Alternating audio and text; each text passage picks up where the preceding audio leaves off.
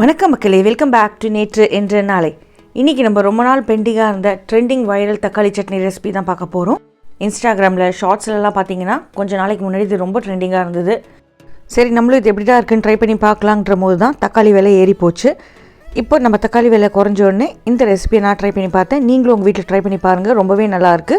பண்ணுறதும் ரொம்ப சிம்பிள், ரொம்ப ஈஸி தான்.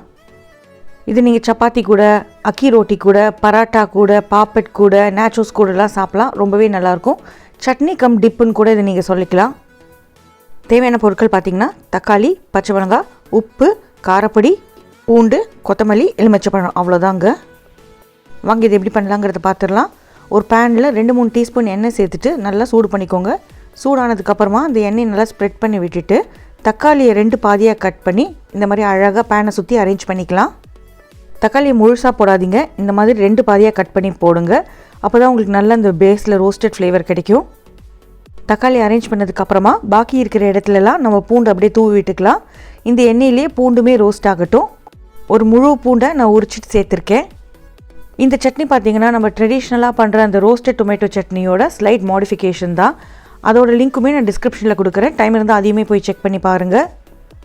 ஒரு மூடி போட்டு ஸ்லோ டு மீடியம் ஃப்ளேமில் வேக விட்டுருங்க. ஒரு சைட் பூண்டு நல்லா ரோஸ்ட் ஆனதுக்கப்புறமா பூண்டை திருப்பி போடுங்க. அதுக்கப்புறமா தக்காளியுமே உங்களுக்கு பேஸ் ரோஸ்ட் ஆகிடுச்சுன்னா தக்காளியுமே நீங்கள் திருப்பி மூடி போட்டு ஸ்லோ ஃப்ளேமில் வேக வச்சு எடுத்துக்கோங்க. பூண்டு தக்காளி ரெண்டுமே நல்லா மசிகிற அளவுக்கு வேகணும். ஒரு ஸ்டேஜுக்கு மேலே நீங்கள் பார்த்தீங்கன்னா தக்காளியிலேருந்து தோல் தனியாக உறிஞ்சி வரும். அது வரைக்கும் நீங்கள் வேக வச்சுக்கணும்.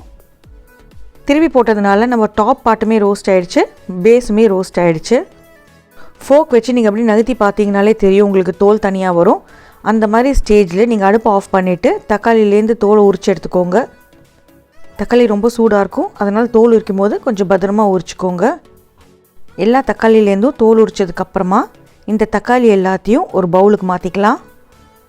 இந்த தக்காளி வேக வைக்கிற பார்ட் முடிஞ்சு போச்சுன்னா உங்களுக்கு சட்னி ஆல்மோஸ்ட் ரெடி தான். பூண்டு தக்காளி தவிர மீதி இன்க்ரீடியன்ட்ஸ் எல்லாத்தையுமே நம்ம பச்சையாக தான் சேர்க்க போகிறோம். நான் மறுபடியும் ரிப்பீட் பண்ணிக்கிறேங்க. தக்காளியை நம்ம ஒரு ஃபோக் வச்சு மசிகிற பதத்துக்கு இருக்கணும். எல்லா தக்காளியுமே தோல் உரிச்சிட்டு நான் ஒரு பவுலுக்கு சேர்த்துக்கிறேன். பவுல் கொஞ்சம் பெருசாக வச்சுக்கோங்க, அப்போ தான் நம்மளுக்கு மசிக்கிறதுக்கு ஈஸியாக இருக்கும். இப்போ அந்த தக்காளி கூட நம்ம ரோஸ்ட் பண்ண அந்த பூண்டு பற்களையும் சேர்த்துக்கலாம். கடாயில் பாக்கி இருக்கிற எண்ணெயுமே இதில் சேர்த்துருங்க. ஏன்னா அந்த எண்ணெயில் நல்ல ஒரு பூண்டோட ஃப்ளேவர் இருக்கும். ஒரு ஃபோக் இல்லைனா மத்து வச்சுட்டு நீங்கள் இந்த தக்காளி பூண்டு ரெண்டுத்தையுமே நல்லா மசிச்சு விட்டுருங்க. குழையிற அளவுக்கு இருக்கணும். நீங்கள் நாட்டு தக்காளியில் பண்ணிங்கன்னா இந்த சட்னி கொஞ்சம் புளிப்பாக இருக்கும். நீங்கள் லெமனோட அளவை கம்மி பண்ணிக்கணும். இதே ஆப்பிள் தக்காளியில் பண்ணிங்கன்னா உங்களுக்கு புளிப்பு கம்மியாக தான் இருக்கும். இப்போ இந்த மசிச்ச தக்காளி பூண்டு மிக்சர் கூட பொடிப்பொடியாக நறுக்குன வெங்காயம் சேர்த்துக்கலாம். பச்சை வெங்காயம் தான் சேர்த்துருக்கேன். வெங்காயத்தை வதக்கலை. பெரிய சைஸாக இருந்தால் ஒரு வெங்காயம் போதும், சின்ன சைஸாக இருந்தால் 2 வெங்காயம் எடுத்துக்கோங்க. இது கூட காரத்துக்கு நம்ம ஒரு பச்சை மிளகாய் சேர்த்துக்கலாம். நல்லா தாராளமாக கைப்பிடி அளவுக்கு பொடிப்பொடியாக நறுக்கின கொத்தமல்லி இலைகளை சேர்த்துருங்க. இப்போ இந்த சட்னிக்கு தேவையான அளவுக்கு உப்பு, மிளகாய் பொடி சேர்த்துக்கலாம். மிளகாய் பொடி உங்கள் வீட்டு காரத்துக்கு ஏற்ற மாதிரி நீங்கள் அட்ஜஸ்ட் பண்ணி சேர்த்துக்கோங்க.